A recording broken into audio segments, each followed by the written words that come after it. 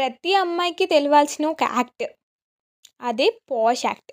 పాష్ act గురించి work చేసే ప్రతి అమ్మాయికి తెలవాలి. ఎందుకంటే ప్రెజెంట్ ఉన్న జనరేషన్‌ల చాలా వరకు అమ్మాయిలు బయటికెళ్ళి జాబ్ చేస్తూ ఉంటారు. జాబ్ చేసే ప్రతి దగ్గర ప్రతి అమ్మాయి సేఫ్‌గా ఉందా? చెప్పడం కష్టమే. ఎందుకంటే మన సరౌండింగ్స్‌లో మనం చూస్తూ ఉంటాం గాబట్టి, చెప్పడం అమ్మాయి సేఫ్‌గా ఉందా లేదా అని కష్టం. అందుకని జెప్పేసి గవర్నమెంట్ వర్క్ చేసే ప్రతి అమ్మాయి సేఫ్‌గా, సెక్యూర్‌గా ఉండాలని జెప్పేసి పాష్ యాక్ట్ అనేది తీసుకొనొచ్చింది. ఈ పాష్ యాక్ట్ ఏందంటే prevention of sexual harassments of women at work place.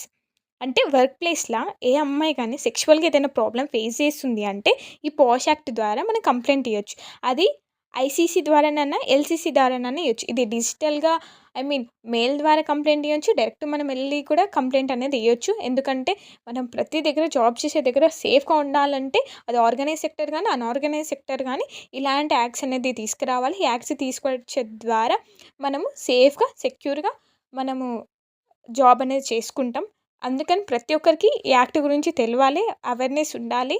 ఏ అమ్మాయి అయితే కంప్లెయింట్ ఇస్తుందో, ఆ అమ్మాయి దగ్గర కొంతవరకైనా ప్రూఫ్స్ అనేది ఉండాలి. ఎందుకంటే పాష్ యాక్ట్‌ల వాళ్ళు ఇన్వెస్టిగేషన్ చేసేటప్పుడు అది ఎంతవరకు కరెక్టు, లేకుంటే మనం వాళ్ళ మీద నిందలేస్తున్నామా లేదా అని చెప్పేసి వాళ్ళు ఇన్వెస్టిగేషన్ చేస్తూ ఉంటారు.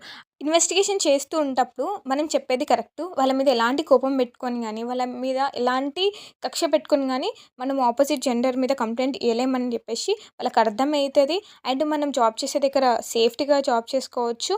అండ్ మనం ఎలాంటి ప్రాబ్లమ్స్ కూడా ఫేస్ చేయకుండా ఉండొచ్చు. అండ్ ఇంకొకటి మన దగ్గర ప్రూఫ్స్ ఉంటేనే మనం కంప్లెయింట్ ఇయ్యాలా అని అయితే లేదు. ప్రూఫ్స్ లేకుండా గాని మనం కంప్లెయింట్ ఇయ్యొచ్చు.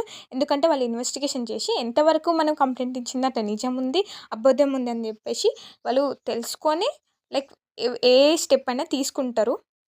Thanks for watching.